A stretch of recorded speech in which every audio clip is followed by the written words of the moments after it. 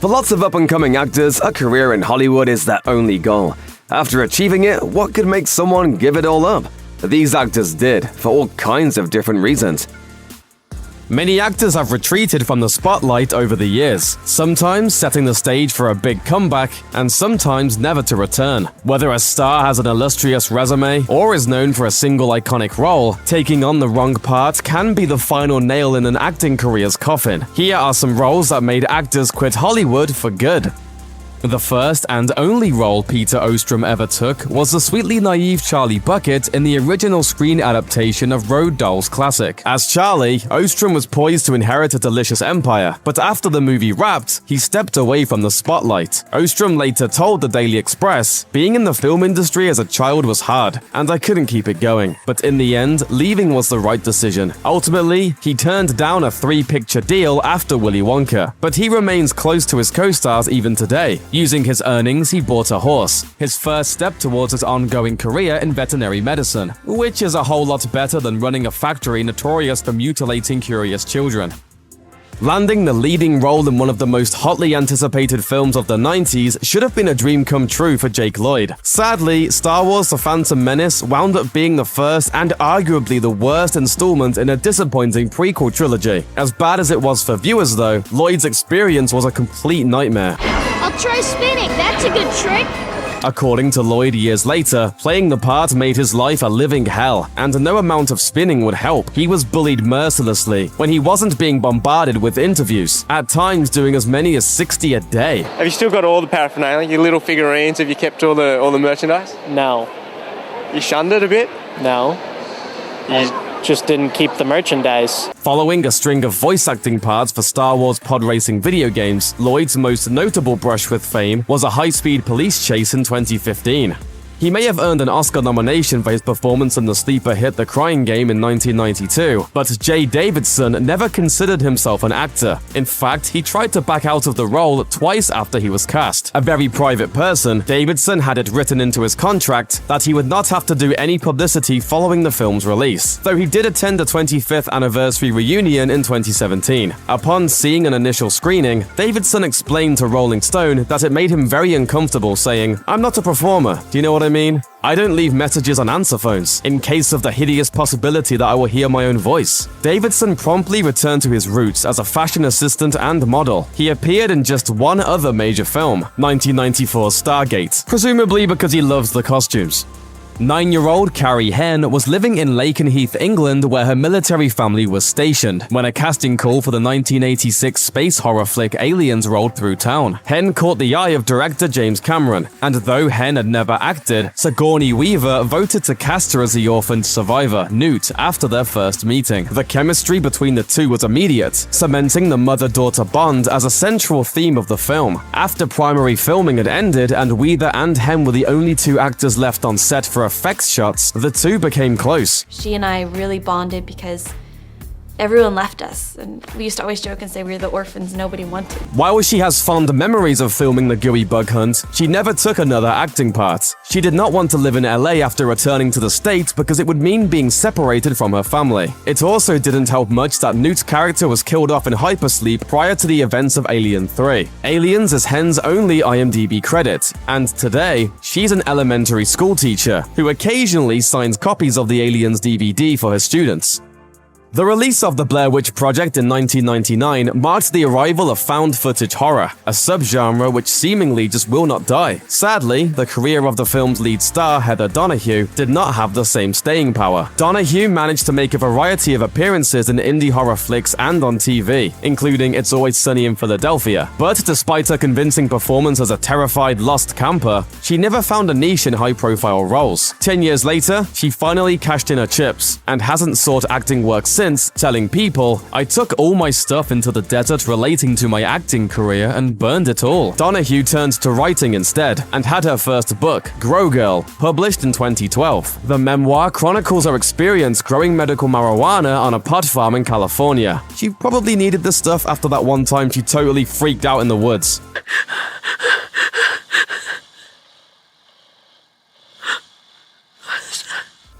You can thank the 2003 flop The League of Extraordinary Gentlemen for the retirement of legendary actor Sean Connery. Despite the great hype surrounding this comic book adaptation, it was a disaster on all fronts, and the trouble started well before the movie ever saw a screen. Connery was reportedly perpetually at odds with the film's director, Stephen Norrington, a tension that resulted in heated verbal exchanges during filming and post-production. It was the last straw for the screen legend, and this extraordinary mess of a movie marked Connery's last appearance in front of the cameras. Always ornery, he remarked to GQ, "I was fed up of dealing with f***ing idiots. For years there has been a widening gap between people who can make films and people who can't." His last role on record happened in 2012, when he produced and provided the lead voice for Sir Billy, which was another critical disaster, for obvious reasons. Can this octogenarian and his float save the day? After more than 3 decades in the movie industry, 3-time Oscar winner Daniel Day-Lewis has decided to hang up his hat. Mr. Daniel, I'm finished.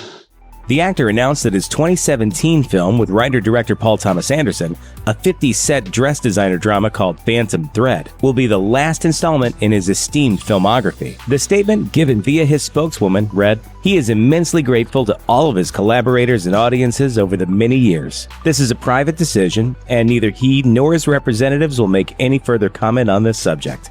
The notoriously private thespian may not be willing to elaborate publicly, but he has plenty of reasons to leave Hollywood's bright lights behind.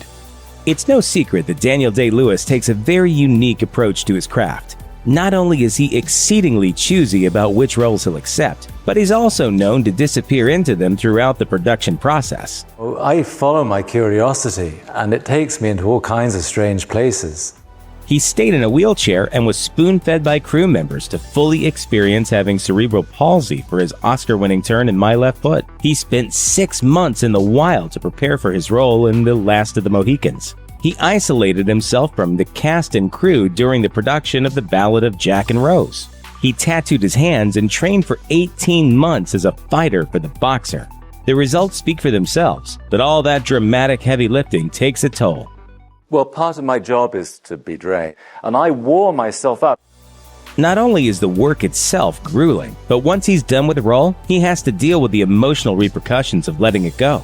As he told The Telegraph, "There's a terrible sadness. The last day of shooting is surreal. Your mind, your body, your spirit are not prepared to accept that this experience is coming to an end.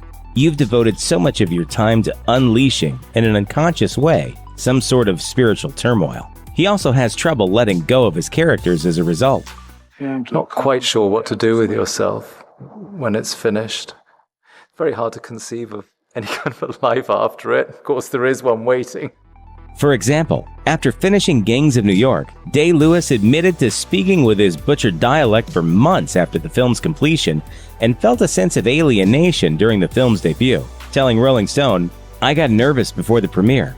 I knew I'd also feel a sense of sadness. Now I have to accept that the film is complete and no longer has anything to do with me."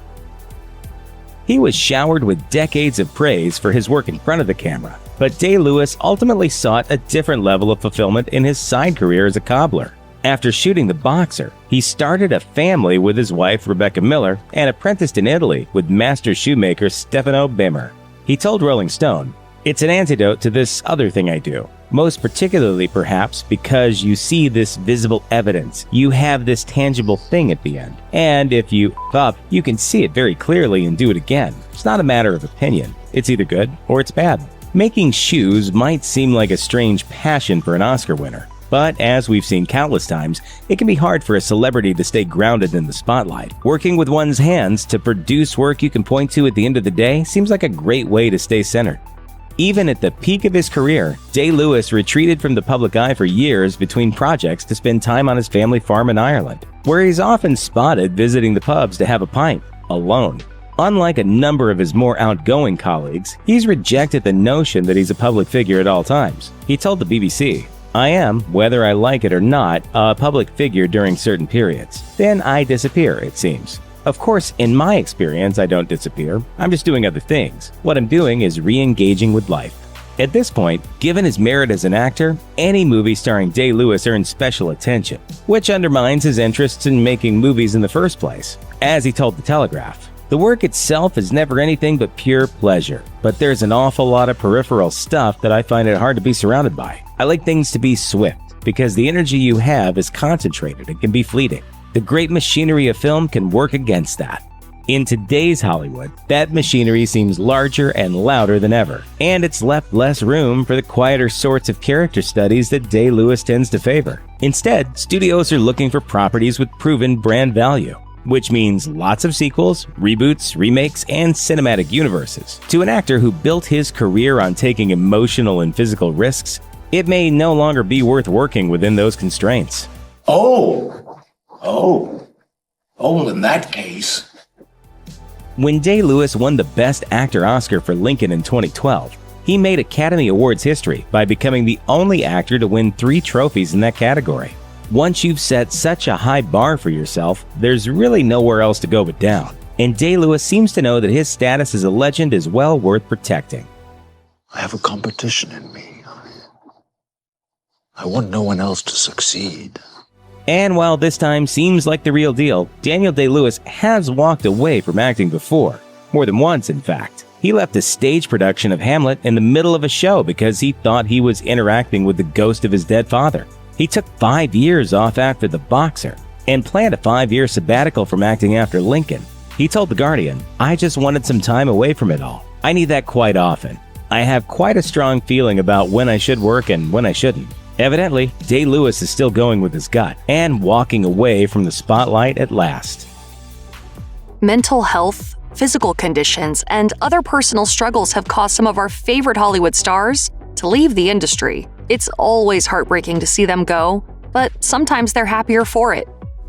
Many 90s kids will remember Amanda Bynes' turn in Nickelodeon's All That. Her zany, attention-stealing energy was watchable enough to land her a sketch show of her own, fittingly called The Amanda Show, and a lead role on What I Like About You. From there, she transitioned to film, picking up lead roles in What a Girl Wants in 2003, and the teen Shakespeare flick She's the Man in 2006. She also appeared as part of the ensemble cast of Hairspray in 2007, which made a tidy profit at the box office. In 2010, she played the gossipy, moralizing mean girl in Easy A, opposite Emma Stone, another well-received teen literary adaptation. Despite these apparent successes, Bynes tweeted in 2010, "If I don't love something anymore, I stop doing it. I don't love acting anymore, so I've stopped doing it." Just a month later, Bynes tweeted that she had, quote, "unretired." She then deleted her Twitter account altogether, only to get a new one. These were the early signs of what became a long and highly publicized series of mental health episodes, including a string of DUIs, hit-and runs, and an arrest. She also accused her father of abuse, only to recant this claim in a bizarre tweet. She wrote, "My dad never did any of those things. The microchip in my brain made me say those things, but he's the one that ordered them to microchip me." She threatened a lot of people with a lot of lawsuits, reserving particular fire for any tabloid that claimed she was misusing drugs. Finally, in 2013, Bynes entered rehab. In 2014, she tweeted that she had been diagnosed with bipolar disorder and manic depression, and that she was in treatment. These days, she seems to be on the mend. Although Easy A remains her last role, she revealed in a 2017 interview that she was 3 years sober and wanted to act again. A hot commodity in the 1990s and 2000s, Cameron Diaz had a very successful career, earning enough money to lead several lifetimes of luxury. From her first acting experience in 1994's The Mask, to her starring turn in There's Something About Mary, and from Spike Jonze's Being John Malkovich to Martin Scorsese's Gangs of New York, her filmography shows considerable range. Yet creative block happens to the best of us. This is why Diaz hasn't appeared in a film since the 2014 musical comedy remake of Annie. Speaking at a summit hosted by Gwyneth Paltrow, Diaz said, "I just went, I can't really say who I am to myself, which is a hard thing to face up to. I felt the need to make myself whole." She has few regrets about retiring and has kept busy over the last 7 years. In 2015, Diaz married Good Charlotte lead guitarist Benji Madden, and 4 years later, their daughter Radix was born. "I love him so much it hurts." Before that, in 2016, Diaz published her book, The Longevity Book, The Science of Aging, The Biology of Strength, and The Privilege of Time. It was followed by 2013's The Body Book, Feed, Move, Understand, and Love Your Amazing Body. Christopher Reeve had a thriving career. A graduate of Juilliard, he had his breakout role in the original Superman movie from 1978 and continued to work on several other projects, including The Remains of the Day in 1993 and many plays. In 1995, Reeve attended a dressage and show jumping event in Culpeper, Virginia. He learned to ride in 1985 for his performance as Count Vronsky in Anna Karenina and fell in love with the sport, developing a close bond with Eastern Express, his American thoroughbred. Tragically, Eastern Express suddenly balked on the third jump in the final competition, sending Reeve over the saddle and onto his head, crushing his first and second vertebrae. This devastating injury paralyzed the actor from the neck down, causing him to use a wheelchair and ventilator for the rest of his life. According to one of Reeve's physicians, the actor would have died instantly had he fallen 1 centimeter to the left and experienced only a concussion had he fallen 1 centimeter to the right. Reeve was not a quitter, though. He pulled through intense grief and suicidal thoughts to lead a busy life. Reeve campaigned for research into spinal injuries and stem cell therapy, raising some $138 million for researchers around the world. He forayed into directing and had a few appearances in shows like the TV remake of Rear Window and the CW's Smallville, but his acting experience largely ended with the accident. After a period of ill health, he died of heart failure in 2004 at age 52. In 1985, Michael J. Fox became one of Hollywood's hottest young actors with the role of Marty McFly in Back to the Future, a rip-roaring sci-fi comedy that topped the box office and became a classic of American cinema. Fox reprised McFly in 2 sequels while continuing his run on the hit NBC sitcom Family Ties. He also starred in Teen Wolf, Bright Lights Big City, and Casualties of War. It was during the production of Doc Hollywood in 1991 that Fox noticed his finger was twitching and that he had a creeping pain in his shoulder. These were symptoms of early-onset Parkinson's disease, a shocking revelation since most people who get the condition are over 60. Doctors told the 29-year-old star that he would have to quit acting in just a few years, but he proved them wrong with a busy career that included roles in Mars Attacks and Stuart Little. His biggest success was the Emmy-winning sitcom Spin City, which saw him play Deputy Mayor of New York City, Mike Flattery, for 103 episodes. I completely forgot. We'll just wing it. Fox retired from the show in 2000 because of his worsening condition. Regular TV work followed in the 2000s and 2010s, including turns in Curb Your Enthusiasm, The Good Wife, and The Michael J. Fox Show, a sitcom inspired by the actor's life. Sadly, he wrote in his 2020 memoir that he was entering a second retirement because of new symptoms, including delusions, memory loss, and dementia. Shelley Duvall was once one of Hollywood's most recognizable faces. She rose to fame in the 1970s for her collaborations with celebrated director Robert Altman, including Brewster McCloud, McCabe and Mrs. Miller, Nashville, and 3 Women. Nearly all of these are now considered must-watch classics. Her success continued into the 80s with such films as Stanley Kubrick's The Shining in 1980, Robert Altman's Popeye from the same year, and Roxanne in 1987. After TV appearances and supporting roles in the 1990s, Duvall quit Hollywood in 2002, leading a reclusive life with her husband in her home state of Texas. In 2016, she gave an interview on Dr. Phil that raised serious questions about her mental health. Disheveled and barely recognizable, Duvall made a series of bizarre claims, like insisting Robin Williams was still alive and that he'd become a shapeshifter, saying, "He looks real good in some forms. In other forms, he doesn't." Do you see him? Yes. Many commentators derided the interview, calling it, quote, craven and sensational. In January 2021, Seth Abramovich of The Hollywood Reporter managed to locate Duvall in Texas Hill Country and interview her. Happily, Abramovich found that Duvall possessed a sharp memory full of engrossing stories. In the nuanced, reflective piece, he noted, while she can be gripped by anxiety attacks or meander into unsettling descriptions of alien surveillance programs, she can also converse for long, coherent stretches and conjure up the slightest details about her life. Abramovich speculated that Duvall fled to Texas for both mental health and financial reasons. Although it's sad that we won't see her considerable talents on screen, it is reassuring to know that the Dr. Phil interview was a tabloid misrepresentation of her mental health. Mara Wilson became one of the biggest child stars in Hollywood after her performances in Mrs. Doubtfire and Matilda. However, when Wilson reached puberty in the early 2000s, the roles suddenly dried up. When she did get auditions, she realized she was getting typecast as a, quote, fat girl stock character. Speaking with People magazine, Wilson said, "I realized I don't fit their idea of what a Hollywood actress looks like, so there's no room for me here." She also said, "Sometimes I wished to be in an accident where I'd injure my nose and jaw so I could get reconstruction guilt-free." Wilson decided to focus on schooling rather than her acting career, eventually attending New York University. Sadly, the pressures of Hollywood stayed with her, especially when she saw actresses her age, like Scarlett Johansson and Kristen Stewart, on magazine covers. Fortunately, Wilson was able to manage these anxieties through writing. These days, she lives in New York as a comedy writer, voice actress, and a notable Twitter persona. Tim Curry has had a long and busy career, logging some 236 credits on IMDb. This eclectic body of work includes the Rocky Horror Picture Show, It, The Hunt for Red October, Clue, and Congo, as well as dozens of TV appearances in Broadway shows. The British actor was working on around 6 projects a year when he suffered a debilitating stroke in 2012, which affected his speech and caused him to use a wheelchair. Since then, Curry has only done voice acting. He has credited his sense of humor as being, quote, absolutely vital to his recovery. He also said, "It's not tough to maintain. It is just part of my DNA."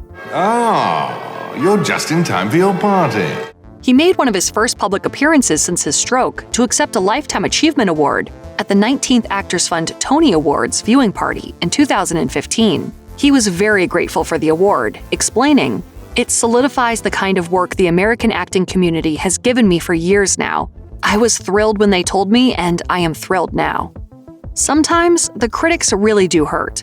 This was the case for Greta Garbo, whose 1941 film Two-Faced Woman was so maligned that the iconic actress left Tinseltown. She was 36 years old and had made 31 movies in just 20 years, which reflected not just her work ethic but also her enormous popularity in both the US and her native Europe. She had even made the transition from silent films to talkies, a rare feat among her contemporaries. Yet Garbo found little satisfaction in her career, preferring the solitude she pursued from 1941 until her death in 1990 at the age of 85. She was almost persuaded to return on 2 occasions. First, an offer to play French novelist George Sand, and then a lead role in Alfred Hitchcock's The Paradigm Case. Ultimately, she decided to stick to her private drifting lifestyle. She wrote in a letter to her friend, Martha Vattmeister, "I am almost always alone and talk to myself. I drive to the beach and take walks, and that's always marvelous. But that's it. I want to be alone."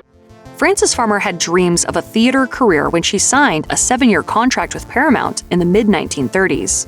Under this contract, she performed with Bing Crosby in Rhythm on the Range, Cary Grant in The Toast of New York, and Walter Brennan in Come and Get It. Still craving success on the stage, Farmer joined big Broadway productions. She was splitting her time between New York and Los Angeles when her mental health collapsed in 1942, a year that brought her divorce, drunken traffic violations, and the cancellation of her contract. Farmer spent the rest of the 1940s in and out of hospitals and sanitariums. She claimed she was abused at these institutions in her posthumous autobiography, though there's some speculation that the book may have been embellished. After a comeback appearance on This Is Your Life in 1958, Farmer had several television parts and a role in one film, The Party Crashers. This would be one of her last on-screen performances. Farmer died of esophageal cancer in 1970 at age 56, partly because of her radical-leaning politics in her youth, and partly because of her tragic life. Farmer became something of a cult figure. Even Kurt Cobain was a fan. We haven't seen acting legend Jack Nicholson on screen in a while, and it's looking more likely that we never will again. Let's break down the latest reveal about the actor's life that's got everyone talking. After appearing in Western TV shows, soap operas, and on stage, he made his film debut in 1958, playing the lead role in the low-budget teen movie The Crybaby Killer, produced by B-movie impresario Roger Corman. Their relationship led to a huge leap forward for Nicholson's career. In 1967, Corman tapped Nicholson to write the screenplay for his psychedelic film The Trip, starring Peter Fonda and Dennis Hopper. Corman said to Flavor Wire, "His career wasn't really doing that much at that time. I knew he had experience with LSD, so I hired him as a writer. Corman's scrappy circle of actors and artists were key players in the burgeoning countercultural film movement, and Fonda, Hopper, and Nicholson reunited for the hippie biker classic Easy Rider in 1969. Easy Rider follows two hippie drifters, Billy and Wyatt, as they make their way via motorcycle from Los Angeles to New Orleans. Along the way, they encounter a free love commune, drugs, and suspicious townsfolk. They also meet Nicholson's George Hansen, an alcoholic ACLU lawyer and self-described square. It's George who articulates the film's us versus them mentality. Oh no. What you represent to them is freedom. After Easy Rider, Jack Nicholson spent the 1970s banging out some of the best performances of his or any actor's career. He rang in the 1980s with what has become one of his best-known films, The Shining. In his book, Stanley Kubrick and Me, 30 Years at His Side, Kubrick's longtime assistant, Emilio D'Alessandro, recalled the director explaining why he was determined to cast Nicholson, writing, "You'll see, everything about Jack is perfect for this role. His expression, even the way he walks. He doesn't need anything extra to play this part. It's all already there inside him." Nicholson took to the murderous Jack Torrance like a fish to water. Kubrick and D'Alessandro were convinced of Nicholson's genius, but upon the release of The Shining in 1980, critics were less forgiving. The Washington Post lambasted the clownish performance by Nicholson, doing impressions of the Big Bad Wolf, Quasimodo, and the films of Lon Chaney. Even Stephen King criticized the performance, telling Deadline, "The character of Jack Torrance has no arc in that movie. All he does is get crazier. In the movie, there's no tragedy because there's no real change." Time has been kind to The Shining, which is now considered a horror masterpiece, and many publications have changed their tune since 1980. Even after decades of achieving critical acclaim and accolades, the 1990s saw Jack Nicholson maintaining a soft spot for B-movie-style horror and lower-budget films that appealed to younger fans. Indeed, an underrated Nicholson film, Tim Burton's 1996 satire Mars Attacks, recalls some of the actor's early freewheeling productions. According to Burton, who was familiar with Nicholson's cartoonish abilities from their time making Batman, the actor was eager to dive into Mars Attacks. Burton told Artsbeat LA in 1996, "I remember that at first Jack wanted to create a multi-role tour de force performance. When I asked him which part he wanted to play, he replied, 'How about all of them?' As a concession, Burton developed two parts for Nicholson, one opposite Glenn Close, the other opposite Annette Bening. Although Nicholson has left the door open for the possibility of another big-screen appearance, Nicholson's last feature film role came in the 2010 romantic comedy How Do You Know? Far from a commercial or critical hit, the film was widely panned and bombed at the box office. The result was disappointing because Nicholson had previously collaborated with writer, director, and producer James L. Brooks on both Terms of Endearment and As Good as It Gets. Each of those films earned Nicholson an Oscar win. Clearly, the third time wasn't the charm for this creative pairing. Brooks hasn't written or directed a feature film since How Do You Know? And Nicholson quietly made it his swan song. Since then, he's made a couple of appearances in the spotlight, but never in a true acting capacity. For instance, in 2015, Nicholson gave a short presentational monologue as part of the Saturday Night Live 40th anniversary special. In a 2013 interview with Vanity Fair, Nicholson said that he was not yet retired, but he admitted feeling less of a drive to act. However, he told the outlet, "The movie business is the greatest business, but I only want to do films that move people, films about emotions and people."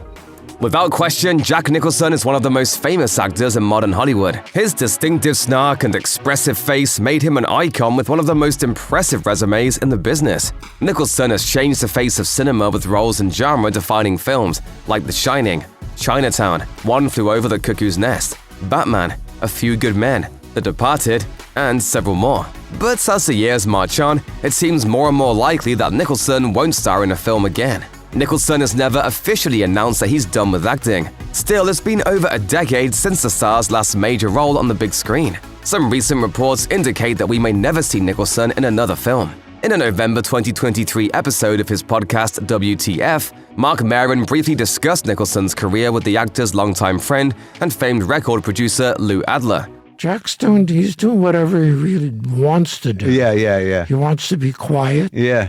Adler added, "He wants to eat what he wants. He wants to live the life he wants." Maron then relayed a story suggesting that Nicholson truly is done with acting, saying, "A friend of mine wanted to put him in a movie. He had a conversation with him, but Jack says, I don't want to do it. He goes, "You know what I did today? I sat under a tree and I read a book." Laughing, Adler responded, "That sounds like Jack." In all likelihood, Nicholson has played his last movie character.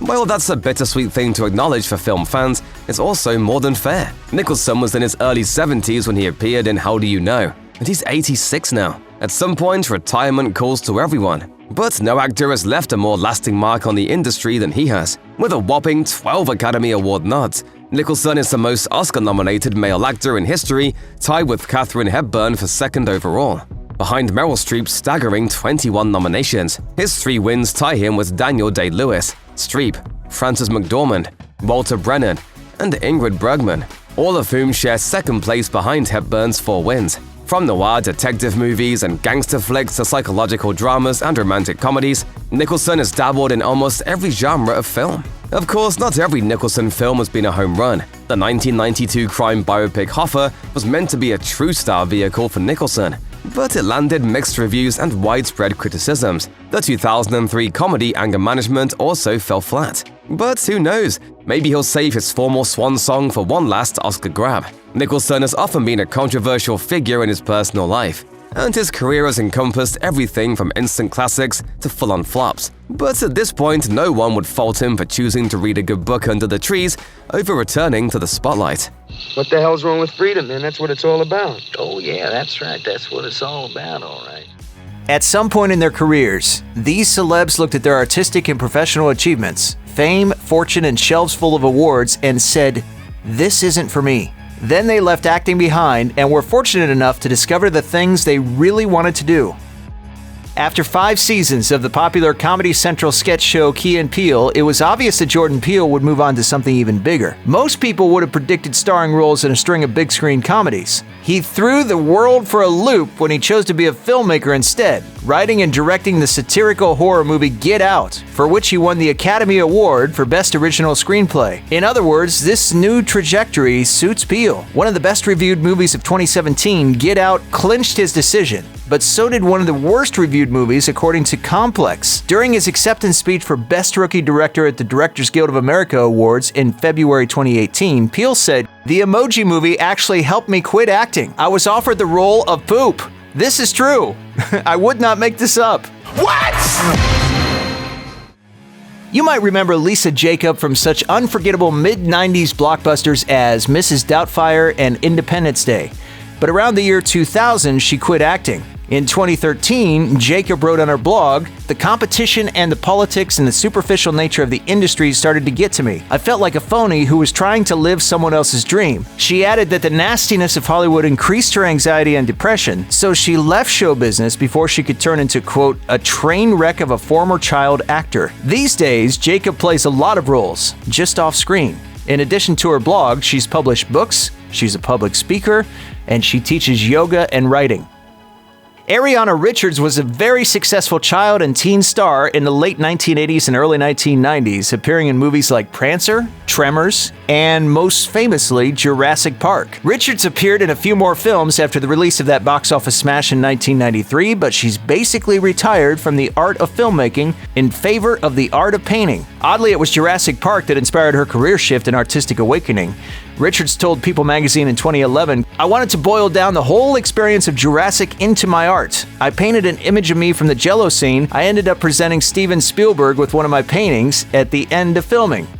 My last painting of dinosaur was the self-portrait I did as Lex, with the superimposed image of the raptor kind of going across my face. Nowadays, Richards has her own art gallery in Salem, Oregon, called Gallery Ariana.